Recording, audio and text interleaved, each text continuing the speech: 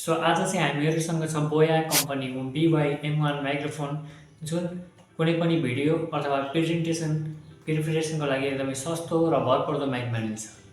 So यो चाहिँ हो बोयाको BY-M1 माइक्रोफोन जसको बारेमा मैले कुरा गर्दै थिएँ र आज हामीहरूले गर्नेछौँ यसको अनबक्सिङ रिभ्यू र चेक गर्नेछौँ कि यो प्रडक्ट हामीहरूको लागि बेस्ट छ या छैन। भिडियो प्रिपरेसन अथवा प्रेजेन्टेसन अथवा युट्युबको भिडियोको प्रिपरेसनको लागि बेस्ट छ या छैन। र यो जुन माइक्रोफोन छ यसले different types of environment noisy silent वा अन्य कुनै इन्भाइरोमेन्टहरूमा कस्तो पर्फर्म गर्छ र अडियो क्वालिटी कस्तो दिन्छ। सो सो यो जान्नको लागि हजुरहरूले यो भिडियोलाई अन्तिमसम्म हेर्नुहोला। हेलो साथीहरू, म हो आयुष अर्याल र तपाईँहरू हेर्दै हुनुहुन्छ आयुष अर्याल टेक युट्युब च्यानलमा नयाँ हुन्छ भने सब्सक्राइब गर्नुहोला।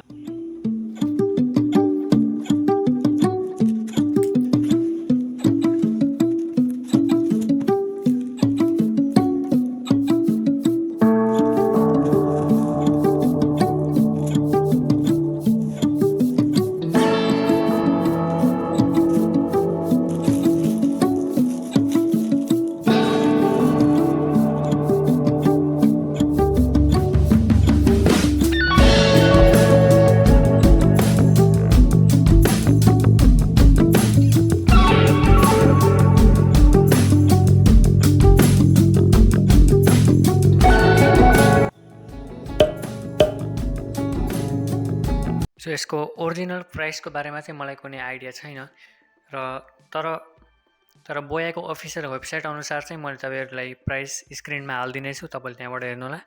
र यो माइक्रोफोनको प्याकेटभित्र चाहिँ तपाईँहरूले एउटा पाउच पाउनुहुन्छ जुन लेदरको हुन्छ, I think which is very good for the product.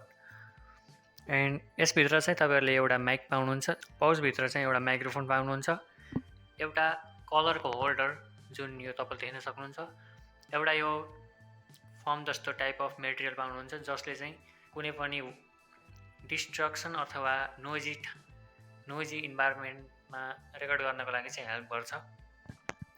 त्यसपछि एउटा यस्तो चिज पाउनुहुन्छ जुन चाहिँ तपाईँहरूले कुनै पनि डेगहरू अथवा क्यामेरामा युज गर्नको लागि चाहिँ हेल्पफुल हुन्छ। यसमा चाहिँ तपाईँले 3.5mm ज्याक हालेर यसलाई कुनै पनि रिक्वायर्ड डिभाइसेसहरूमा युज गर्न सक्नुहुन्छ।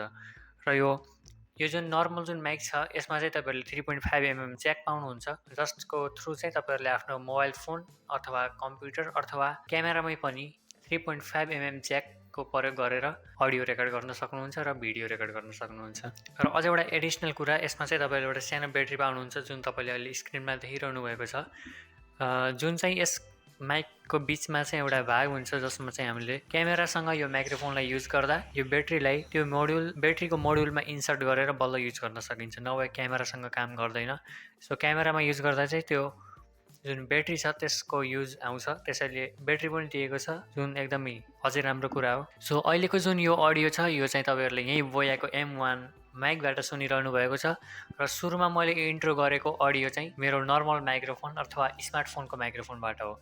सो यत्तिकै पनि कम्पेरिजन तपाईँहरूले गर्न सक्नुहुन्छ र डिफ्रेन्ट नोइजी अथवा साइलेन्ट अथवा डिफ्रेन्ट इन्भाइरोमेन्टल सिचुएसन्सहरूमा चाहिँ हामीहरूले अब यो प्रोडक्टलाई चेक गर्नेछौँ र यसको पर्फर्मेन्स हेर्नेछौँ र अडियो क्वालिटी हेर्नेछौँ।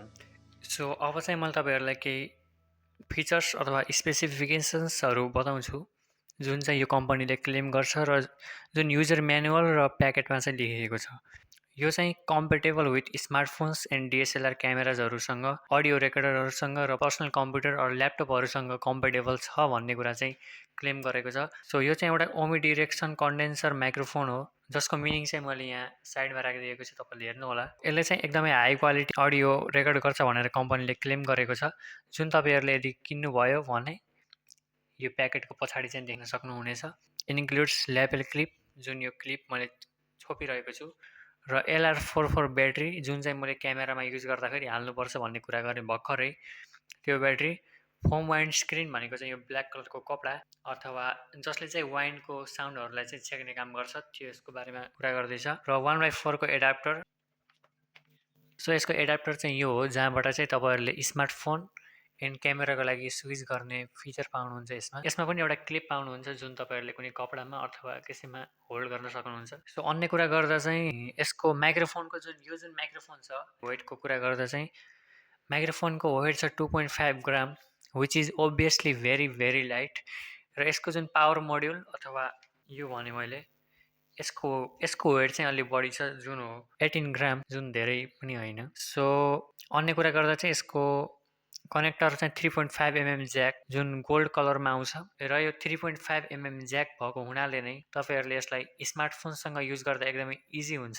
सो यहाँ 3.5 mm ज्याकको फिचरको कारण चाहिँ यो 3.5 mm ज्याक भएको फिचरले नै यो माइक एकदमै बिक्ने गर्छ, किनभने a lot of people use this microphone on smartphones rather than computer or any kind of camera. So यो चाहिँ एउटा मेन कुरा भयो। र अन्य कुरा गर्दा चाहिँ तपाईँले एउटा यो जुन युजर म्यानुअल छ यसमा चाहिँ सबै कुरा पाउनुहुन्छ।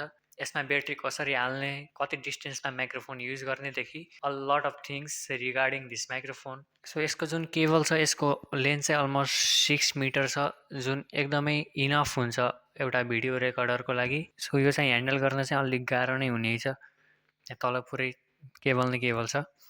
सो यसको स्पेसिफिकेसन्स अथवा फिचर्सहरू भनेको यही हो। र अब चाहिँ हामीहरूले आफ्नो रियल भिडियो सुरु गरौँ। सो अहिले चाहिँ हामीहरू आउटडोर इन्भाइरोमेन्टमा छौँ र म एकदमै टाढा छु। This is the wire you can see. र बाहिर हावा चलिरहेको छ र अडियोको क्वालिटी कस्तो छ भन्ने चाहिँ तपाईँहरूले नोटिस गर्नुहोला र कमेन्ट सेक्सनमा कमेन्ट पनि गर्नुहोला। सो आई एम आउटसाइड, वरिपरि खुला छ, हावा चलिरहेको छ र हावा चाहिँ फिल भएको होला पक्कै पनि, आई थिङ्क सो। र यो चाहिँ माइकको अडियो र अब चाहिँ मैले तपाईँहरूलाई स्मार्टफोनको नर्मल अडियो सुनाउँछु। सो अहिले चाहिँ मैले माइक निकाल्ने फोनबाट र अहिले जुन अडियो सुन्नुभएको छ यो चाहिँ स्मार्टफोनको हो। सो अहिले चाहिँ बाहिर गाडी चलिरहेको छ र कतिको नोइज क्यान्सलेसन गर्छ भन्ने कुरा चाहिँ तपाईँहरूले यहाँबाट नोटिस गर्नुहोला। अहिले चाहिँ बाहिर ट्र्याक्टर चलिरहेको थियो र it was pretty loud. So noise cancellation चाहिँ यहीँबाट थाहा हुन्छ। So after checking this for few environmental situations जुन तपाईँहरूले देखिसक्नुभयो, एन्ड अडियो चाहिँ राम्रै आउने रहेछ र नोइज क्यान्सलेसन पनि राम्रै रहेछ। अहिले पनि पहाडी गाडीहरू चलिरहेका छन् तर यहाँ सुनिने रहन्छ, मैले चेक गरेँ भर्खरै। And this is a pretty good microphone, तर द्याट्स इट। सो अब चाहिँ हामीहरूले यसको साइलेन्ट मोड टेस्ट गर्नेछौँ। हुन त यो कुनै मोड होइन तर यो एउटा माइक्रोफोनको क्वालिटी हो जुनले चाहिँ यदि कुनै पनि पर्टिकुलर सब्जेक्ट साइलेन्ट छ भने चाहिँ अडियो चाहिँ कतिको रिसिभ गर्छ भन्ने कुरा। सो अब चाहिँ म साइलेन्ट टेस्ट गर्दैछु।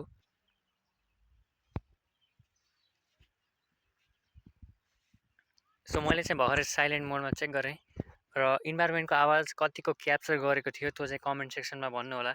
म चाहिँ स्मार्टफोनबाट चाहिँ तपाईँहरूलाई सुनाउँछु बाहिरको आवाज कस्तो थियो।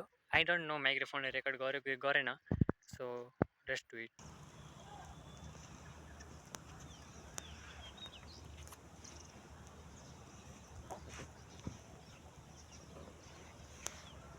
कम्पेरिजन चाहिँ आफै गर्नुहोला र कमेन्ट सेक्सनमा भन्नुहोला कि यो कम्पेरिजन ठिक भयो वा भएन, अथवा मैले केही अरू कम्पेरिजन पनि गर्नुपर्ने थियो। So let me know in the comment section. र अब चाहिँ तल जाउँ, लास्ट गर्मी छ। मैले किन्दा चाहिँ यसको प्राइस अन्डर 1000 रुपिज नै थियो, more than 500 and less than 1000 rupees which is a pretty good price for a microphone. र मैले अरू कुनै पनि प्लेटफर्ममा हेर्दा चाहिँ प्राइसहरू डिफ्रेन्ट थिए, त्यसैले मलाई चाहिँ आइडिया छैन प्राइसको बारेमा। तपाईँहरूले यसो रिसर्च गरेर जहाँ चिपमा पाउनुहुन्छ त्यहाँबाट चाहिँ किन्नु होला, बट रिभ्यूहरू पनि हेर्नु होला किनभने त्यहाँ अथेन्टिसिटीको प्रब्लम पनि आउन सक्छ। सो मलाई चाहिँ यो माइक मन पर्यो र अब आउने भिडियोहरूमा चाहिँ तपाईँहरूले हाम्रो जुन अडियो छ यो चाहिँ यसैबाट सुन्नुहुनेछ। र भिडियो राम्रो लाग्यो भने भिडियोलाई लाइक गर्नुहोला, च्यानलमा नयाँ हुनुहुन्छ भने च्यानललाई सब्सक्राइब गर्नुहोला।